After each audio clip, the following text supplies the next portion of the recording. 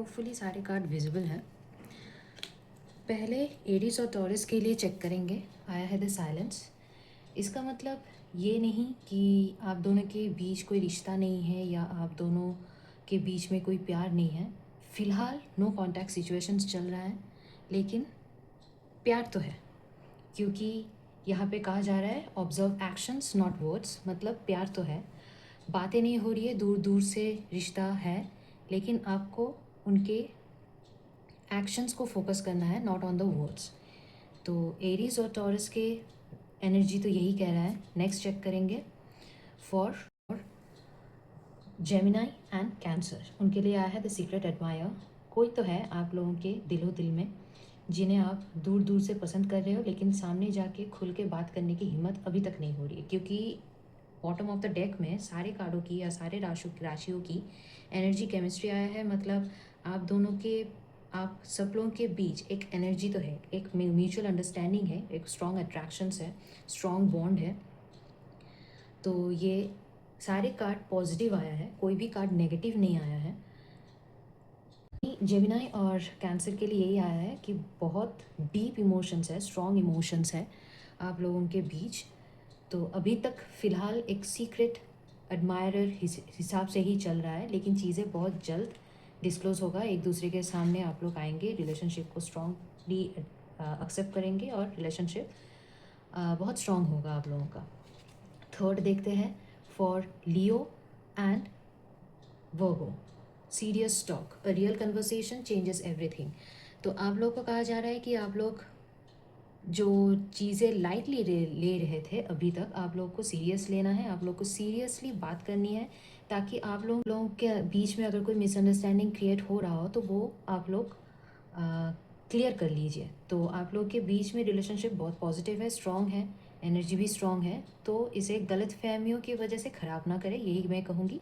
यही कार्ड भी कह रहा है, यही आप लोग का एनर्जी आ रहा है। तो आप लोग सीरियसली बैठ के आराम से कम्युनिकेट कीजिए रिश्तों के बारे में, या अगर आप लोगों के बीच में कोई प्रॉब्लम चल रहा है तो वो बैठ के बात कीजिए और चीज़ों को सॉल्व कीजिए। फोर्थली आया है द ग्रीन फ्लैग।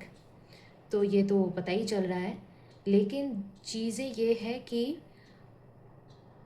आपके पार्टनर या आपको थोड़ा बहुत चीज़ों को मैच्योरली लेना चाहिए, ताकि आप दोनों के बीच में जो बॉन्ड है ऑलरेडी, वो एक दूसरे के, मतलब एक दूसरे को वो चीज़ क्लियर हो जाए।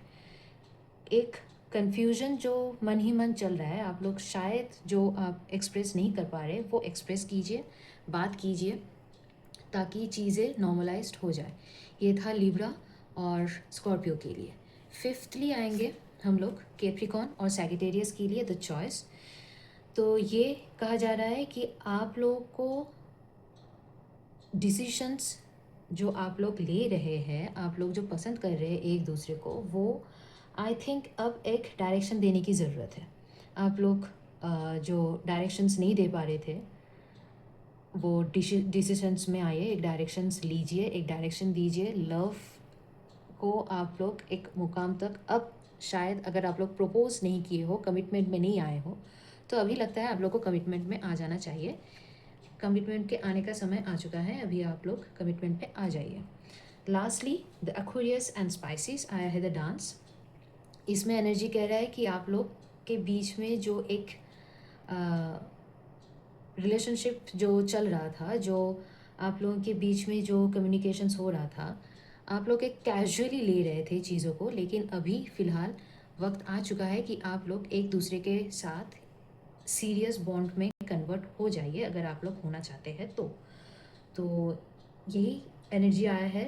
लास्टली आप लोग, बहुत सुंदर एनर्जी आया है, बहुत पॉजिटिव एनर्जी आया है। सुबह सुबह आप लोग को बहुत सुंदर मैसेजेस मिल चुका होगा अभी तक आप लोगों को। तो एनर्जी को क्लेम कर लीजिए। राशिज़, सारे राशिज़ एनर्जीज़ को ये लव लिख के क्लेम कर लीजिए, कमेंट कीजिए, फॉलो कर लीजिए मेरे पेज को, ताकि आप लोगों के पास हमेशा एक पॉजिटिव एनर्जी आप लोग तक पहुंच पाए।